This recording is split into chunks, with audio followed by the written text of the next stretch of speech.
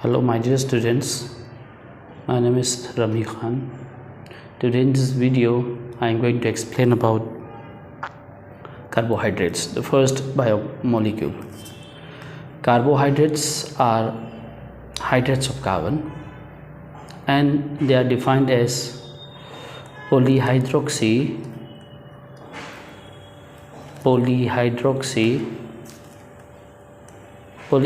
means two or more OH group.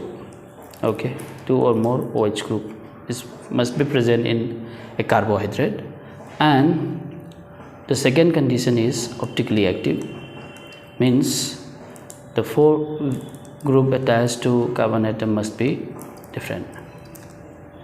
This must be all different. So there must be a chiral carbon atom in that molecule.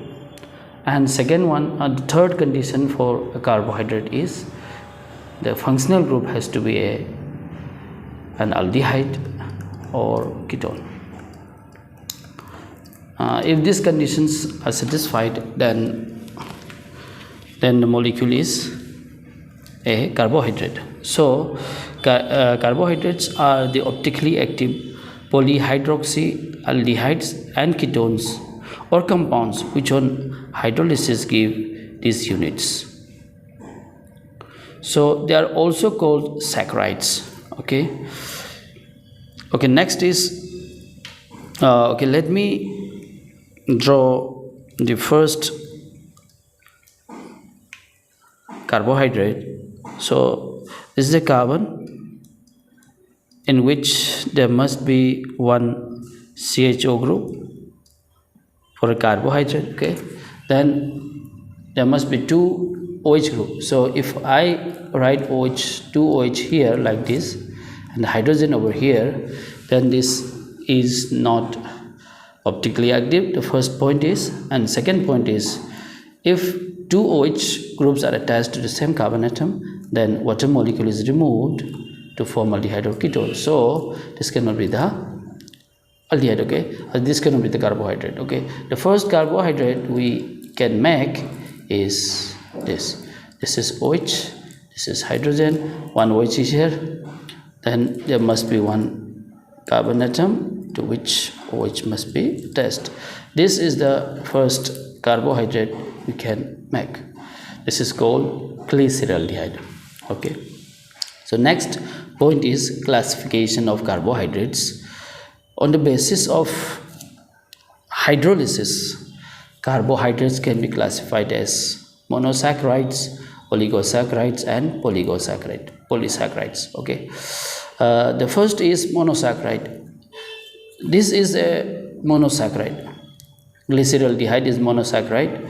Erythrose, triose, they are all monosaccharides. Glucose is monosaccharides.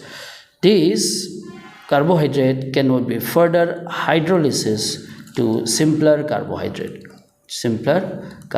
Okay, this cannot be further hydrolysis to simpler carbohydrate. Then such carbohydrates are called monosaccharides. Okay, polyhydroxyaldehydes or polyhydroxyketones, which cannot be decomposed by hydrolysis to give simpler carbohydrates. This is important.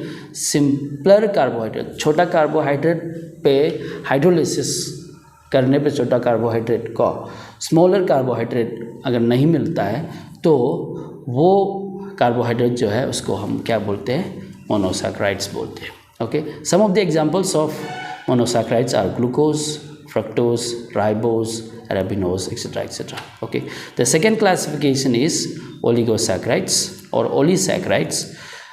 These carbohydrates on hydrolysis they produce oligosaccharides. For example, on hydrolysis they will produce monosaccharide units.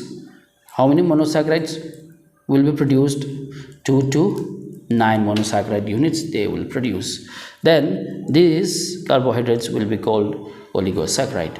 For example, disaccharides. Okay, disaccharide on hydrolysis, a disaccharide, hydrolysis means reacting with water, then we will get two monosaccharide. For example, if we hydrolyze sucrose then in acidic medium, then we will get a glucose and one fructose. So two monosaccharide units will be obtained. Then this sucrose will be a disaccharide. Okay. Then second classification of oligosaccharide is trisaccharide. On hydrolysis, they will yield three monosaccharide units. Example is raffinose. Polysaccharide. On hydrolysis, a polysaccharide will produce many monosaccharide units. Okay. Some of the examples of polysaccharides are starch, cellulose, glycogen, etc. Okay. Now monosaccharides and the oligosaccharides are crystalline solid. They are crystalline, soluble in water and sweet to taste. मीठा होता है और water में soluble होता है, crystalline होता है, means constituent particles of such solids will be in a regular pattern. They are collectively called sugars. Monosaccharide and oligosaccharides are collectively called as sugars. The polysaccharides, on the other hand, are amorphous. They are not crystalline, they are amorphous, they are not soluble in water, and they are tasteless generally, and they are called non-sugars. Okay. Stereoisomerism in carbohydrates. Stereoisomerism is like this. If the farthest chiral carbon atom from the aldehyde or ketone is in that farthest chiral carbon atom, this is chiral carbon atom, and if OH is attached to this chiral carbon on left side, then the configuration will be D, and if this OH is attached on left side, then the configuration is L. Okay. If OH is here and H is here, then the configuration is L glucose. Okay.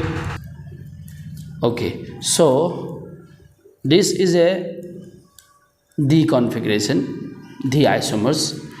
If the hydroxy group on the asymmetric or chiral carbon atom farthest from aldehyde or ketone projects to the right, then the compound is a member of D family, and if this hydroxy is on left side, then the configuration is L. Okay, so let me explain this molecule. This is our aldehyde. So farthest chiral carbon atom is this carbon atom. So on this carbon atom, OH is attached on right side. So this is given as D family. Okay, D configuration. And here let me explain to this compound. So the farthest chiral carbon atom from this aldehyde is this carbon atom, and the OH attached to this carbon atom is on left side, so this will be given as L configuration. This is D configuration, this is L configuration. Okay. For today, let me complete this video here. In the next video, I am going to explain more about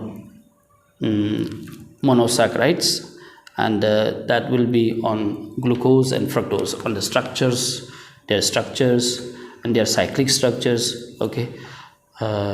Please like this video. If you are new to the channel, please subscribe to the channel, and please share this video to your friends. Thank you.